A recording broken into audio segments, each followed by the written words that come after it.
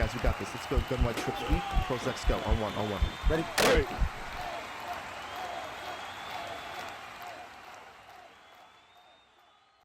What's going on, everyone? NCAP24 here from HuddleGG. In today's video, we're going to show you one of the most annoying plays to have to stop when you're playing zone coverage. Now, if this is the first time checking out our channel, please consider hitting that subscribe button. Also hit that bell notification to make sure that you never miss any of our uploads.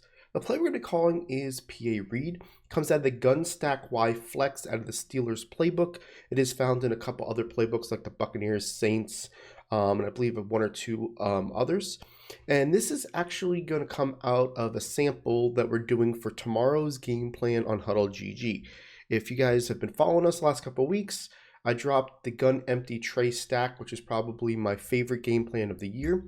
And I wanted to come back with something that can be a really nice complement that you can go and audible in and out, have a little bit more protection for those who don't want to stay in empty all game, but also have the ability to have a lot of versatility by putting that running back into empty and kind of giving you an opportunity to attack accordingly. And that's what this video is really going to be about, and kind of putting the teams together. So let's go ahead and watch PA Read.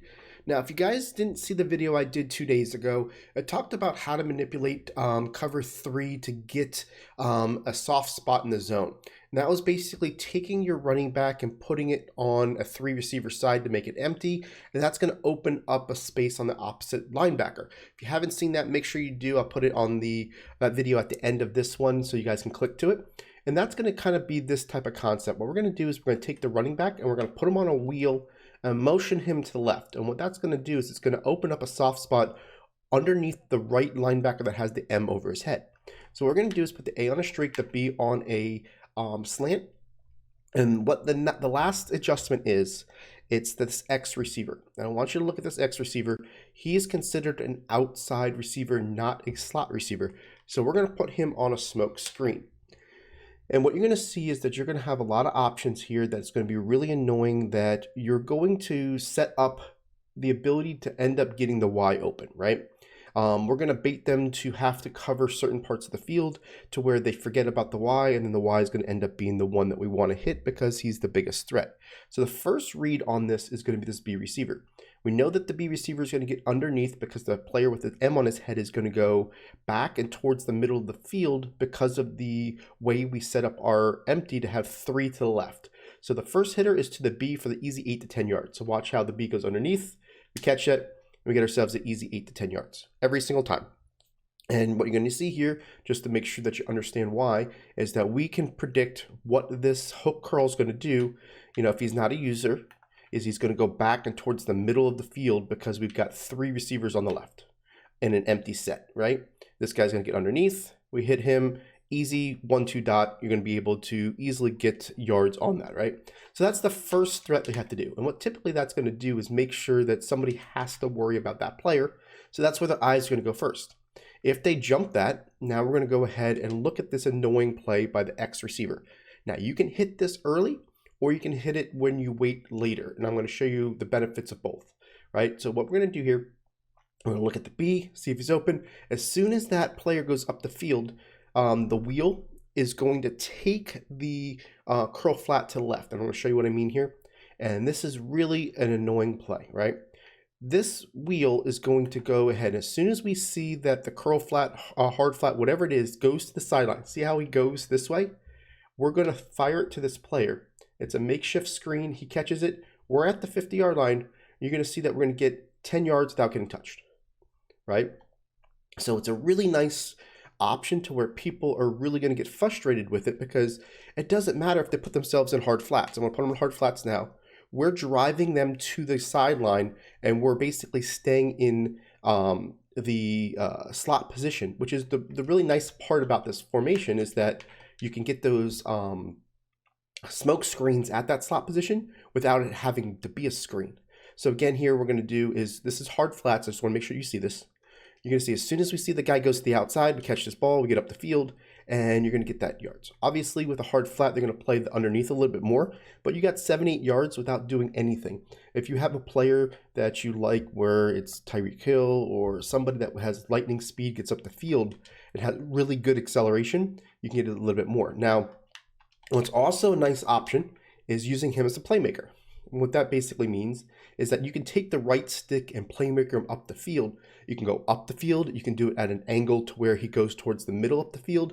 You can do it towards the right to just basically make him do a slant. And what you're going to notice is that he's going to be very controllable. See, this time I'm just going to put him to the middle, throw this ball up here, and now I'm going to get up the field. And this is going to be something that a user has to stay in the middle of the field to guard. It's just as simple as that, right? And if they have to worry about what I'm doing with this little smoke screen, they're not going to cover the wide receiver. And that's the whole point of it, right? They're waiting for this X, now they're waiting for this, and now we're going to get the guy that we wanted the whole time. And that's the player on the right that goes there.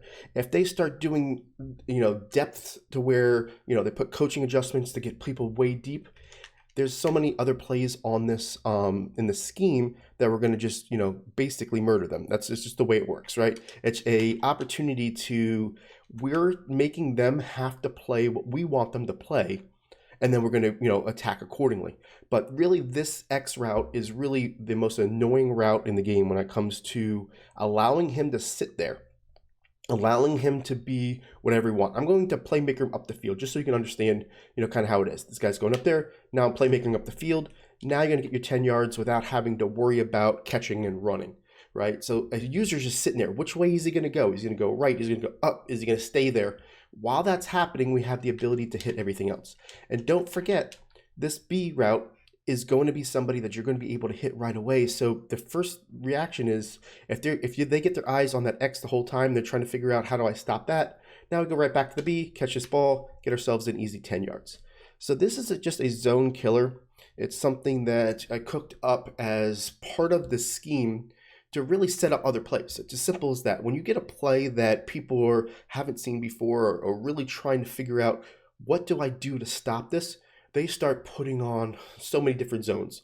What I'll start seeing people do is they start putting, this guy in a Mabel. So like this guy in a hard flat. What they'll do is they'll start putting this guy in a hard flat, and then they're trying to go 9. And then it just gets to the point where, if someone's going to start putting 9 in the field, you're just running inside zone. It's one of those deals where these guys are just asked to go outside, and now you've got this easy up the field. It's just, okay, if you want to do all these zones, let's just do inside zone, because they're not going to be in a position to be able to stop you, because they're all asking to get fanned out, and we've got inside leverage, right? So it's just really a start to a scheme, and I wanted to kind of give you a sample of what we're doing behind the scenes in order to get you guys pumped up for our next game plan. It's really a nice one to pair up with the gun empty tray stack, especially because if I go to a gun empty tray stack, I'm going to show you how quickly this audible is when it comes to doing a certain package. So we go to gun empty tray stack here, and I'm going to go to the 3 wide receiver stack, and I'll just pick any play. Doesn't really matter. Just talk one through, and it's just a couple clicks to the left, and what you're going to see here is that these guys go straight into this, and now you're into that formation. So you have the ability to run these two formations side by side and have a lot of success. I'm having a lot of fun with this offense. These two formations in particular, when they're paired together, are even better than just empty stack. And obviously a lot of people are having a lot of fun with that empty stack. So just want to kind of tell you what's on the horizon. Sample play from it. Tomorrow it will be released sometime on Thursday. And that way, if you guys are interested, $9.95 for everything on our website. So you can get the empty tray stack plus this formation and any updates that we do for the rest of the month, and any updates that we've had or any game plans we've had previous, which I think are 13 now. That's really a great value when it comes to Madden content. I appreciate you all, and we'll catch you on tomorrow's video.